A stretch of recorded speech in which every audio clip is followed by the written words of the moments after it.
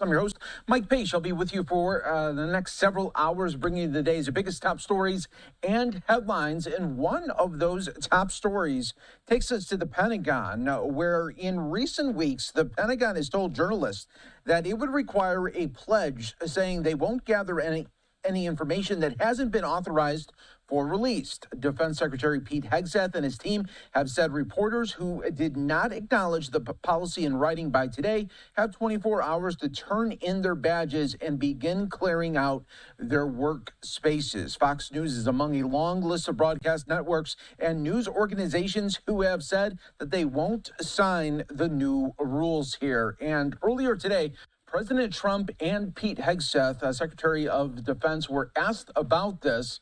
I want to bring that to you right here on Live Now from Fox. Restrictions on the press that report at the Pentagon, and have you spoken to Secretary Hegseth about this? I have, yeah. Well, he's finding, I think I can speak for him. I'll let him speak for himself, but I think he finds the press to be very disruptive in terms of world peace and maybe security for our nation.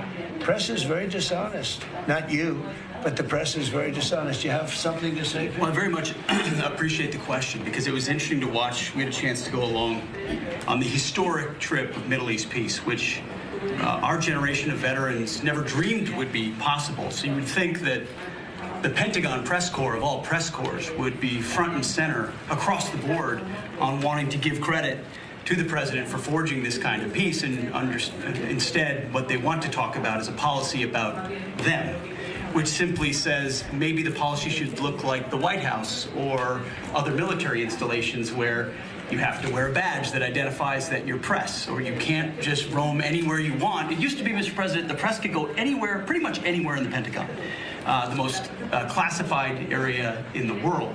Or also that if they sign on to the credentialing, they're not going to try to get soldiers to break the law by giving them classified information. So it's common sense stuff, Mr. President. We're trying to make sure national security is respected, and we're proud of the policy. You know, we have an option here.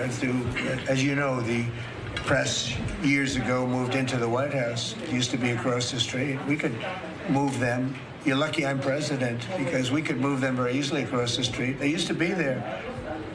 They would have more room. We have a beautiful, nice space. You can sit all by yourselves and have fun. Instead, you walk around the White House talking to anybody that can breathe.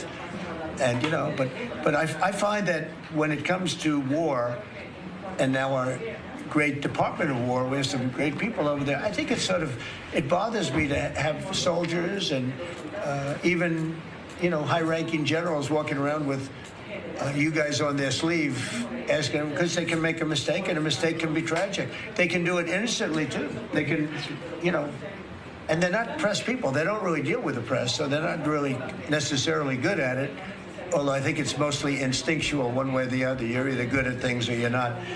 But I could see you being bothered by that. And so you have them in an area and you treat them fairly, but they're not allowed to go into Much like the somebody's office and sit with them for 10 hours. Yes, sir. All right, so that was some of the sound today from the White House. Pete Hegseth and President Trump talking about it. I do want to now show you what media outlets, they put out a joint statement. This statement coming from CNN, Fox News, ABC News, CBS News, and NBC News regarding the new press policy, saying today we join virtually every other news organization in declining to agree to the Pentagon's new requirements, which would restrict journalists' ability to keep the nation and the world informed of important national security issues. The policy is without precedent and threatens core journalistic protections. We will continue to cover the U.S. military as each of our organizations has done for many decades, upholding the principles of a free and independent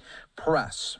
So, and now we want to continue to talk about this. I want to bring in our next guest to help break it all down. Please welcome everyone, Scott Nover, media reporter with the Washington Post. Great to have you on, Scott. We really appreciate it. And first off, what are your colleagues saying about this right now?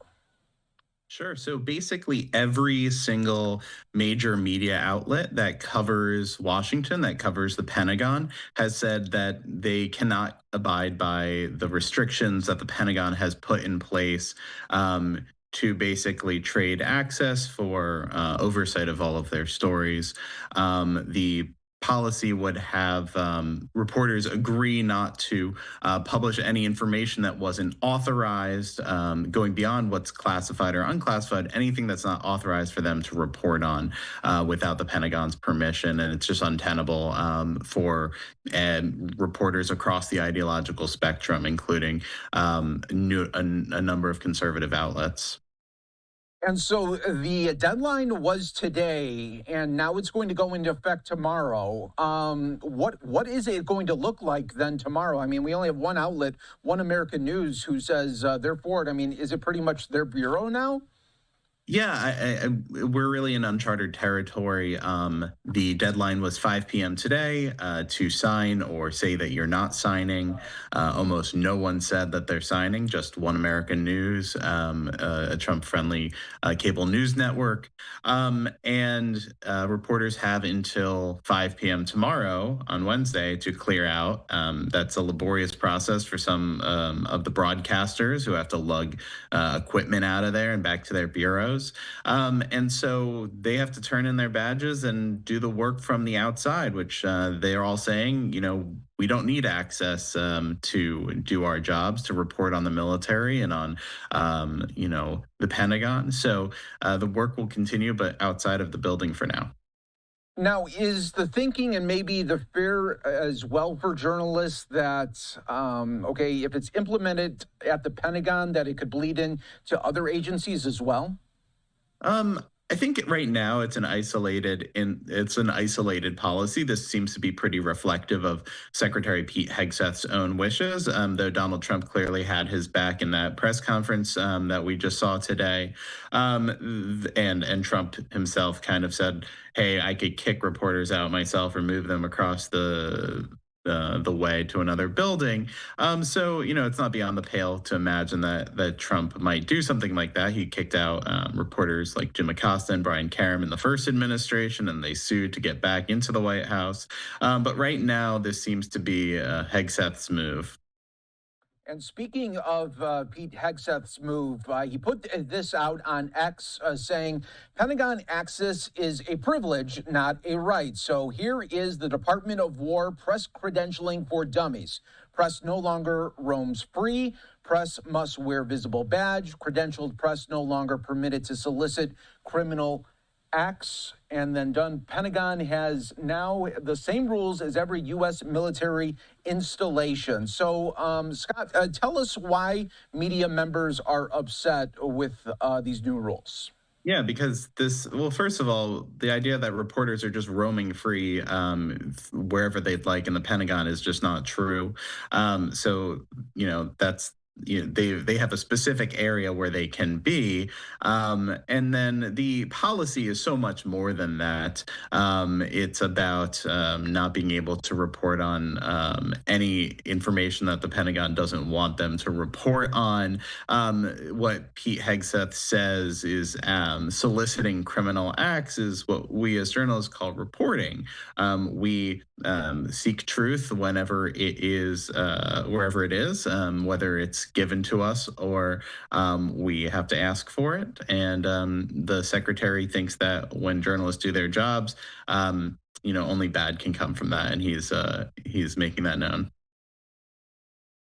And is this also a way, Scott, some people that aren't familiar with a lot of the practices that the media does and how they handle being at the Pentagon, some outsiders may say, this is a new policy. It seems like some of the media members do not want to abide to something that is new. They want to go the traditional ways that have been put in place years and years in the past. What do you say about that?